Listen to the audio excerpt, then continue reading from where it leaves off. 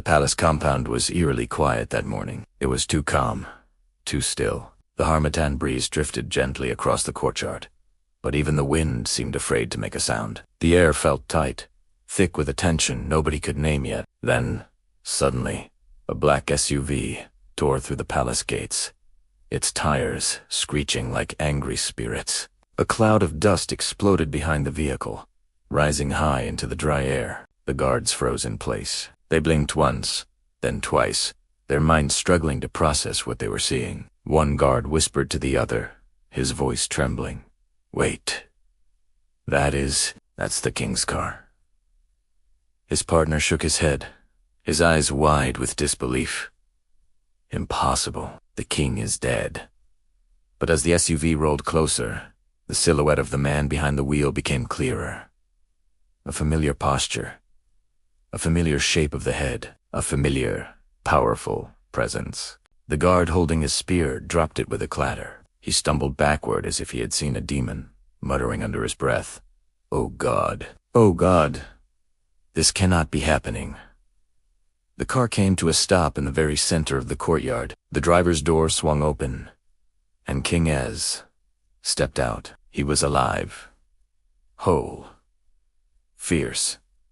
The guards let out a collective scream of pure terror. "It's the king's ghost," one yelled. Another shrieked, "Run for your life!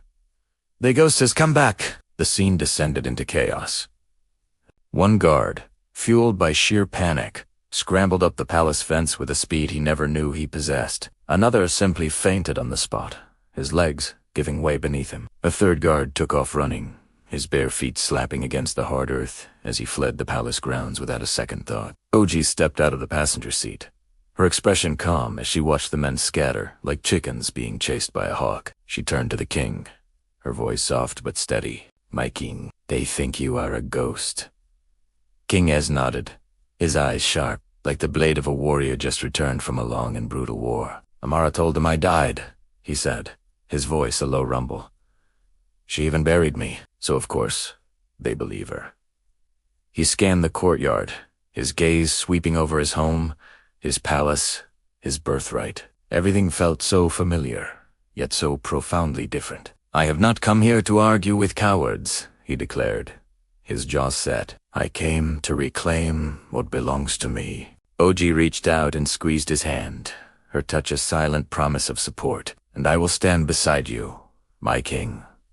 "Good," the king replied, a dangerous glint in his eye. "Let us finish this today." As they walked deeper into the palace, their presence sent waves of fear crashing through the corridors. Servants screamed and ran in every direction, their faces masks of horror. "The dead king has returned," a voice cried out from the kitchens. "The spirit has come to collect blood," another wailed from a balcony above. "We are finished." One of the palace cooks fainted straight onto the floor, his body collapsing in a heap. Two young maidservants, trapped in a room, chose to jump out of a window rather than face the supposed apparition. Even the chief priest, a man who supposedly communed with spirits, forgot his own shrine and sprinted out of the courtyard without his ceremonial sandals. OJ shook her head in mild amusement and disbelief. "My king, do you think they will ever believe you are truly alive?" The king's stride never faltered. "They will believe," he stated with grim certainty. "But not today. Fear is louder than truth." And so they continued their inexorable march toward the heart of the palace. Inside the great chamber, Queen Amara sat proudly on the throne. She was addressing the Council of Chiefs, her voice filled with a newfound confidence. "Elders, since the king is no more, I want to express my deepest appreciation for your unwavering support. I assure you, the kingdom is safe in my hands." Her speech was cut short by a deafening boom. The grand double doors of the chamber burst open, crashing against the stone walls. An immediate, profound silence fell over the room. Every chief, every elder, turned as one to face the entrance. "Queen," Amara's words froze in her throat. Her eyes widened until they were like saucers. Her knees began to tremble beneath her royal robes. King Ez stepped inside. He moved, not like a man, but like a lion returning to reclaim its territory. A collective gasp, swept through the assembly of elders. One whispered in a choked voice, "We are finished. The ghost has come." Another, losing all composure, shouted, "The dead king wants his revenge." He dropped his traditional cap and ran for his life. Amara rose slowly from the throne, her body shaking uncontrollably in shock and terror. King S did not speak a word. He marched straight across the chamber, a fire of righteous fury burning in his eyes. Before she could react, before she could even form a thought, he grabbed her by the arm. With one powerful, fluid motion, he flung her off the throne. She hit the floor with a painful thud and screamed, a sound of pure fear and disbelief. Her crown, the symbol of her stolen power, went flying and rolled clattering across the polished tiles. The elders descended into absolute panic. One chief dove under the long council table for cover. Another ran so fast he left his walking stick behind. A third, in a desperate bid to escape, climbed onto a chair and leaped out through an open window. Their terrified shouts echoed in the now chaotic chamber. "The king's ghost is angry. Everybody run. The spirit has come to collect his throne." Within seconds, the great chamber was empty. Utterly empty, except for three figures.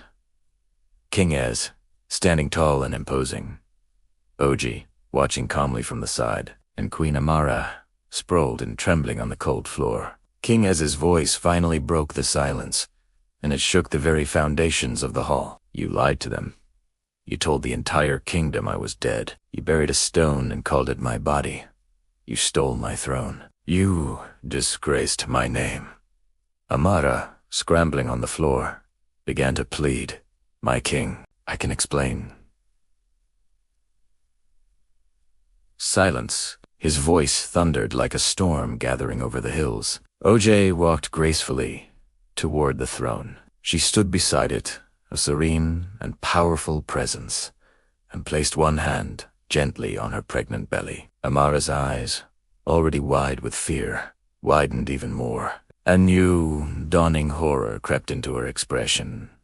You are pregnant." OJ didn't answer her. She simply offered a small, knowing smile that was more devastating than any words could have been. At the sight of that smile and the undeniable truth it represented, Amara broke down, her pleas turning into sobs of pure, unadulterated fear. King Ez began his ascent to the throne. Each step he took on the dais echoed through the chamber like the deliberate, unstoppable march of destiny. He reached the top. He turned. He faced the empty room. He faced Amara. He faced his past. And then he sat firmly on the throne that belonged to him and him alone. His voice, when he spoke again, was cold, sharp, and laced with a terrifying danger. "I have taken back my throne. You dared to bury a stone and call it a king. You dared to sit where you do not belong. You dared to play games with destiny." He leaned forward, his eyes locking onto Amara's, pinning her to the floor. "Amara, I will show you Pepper. Watch out for episode 10, The Judgment of Queen Amara, where the full truth finally comes to light, and the kingdom witnesses the spectacular return of its one true ruler." If you want to see what happens next, if you want episode 10 right now, just type continue episode 10 in the comments below. Don't forget to like this video and subscribe so you never miss a moment of the drama. Thank you for watching.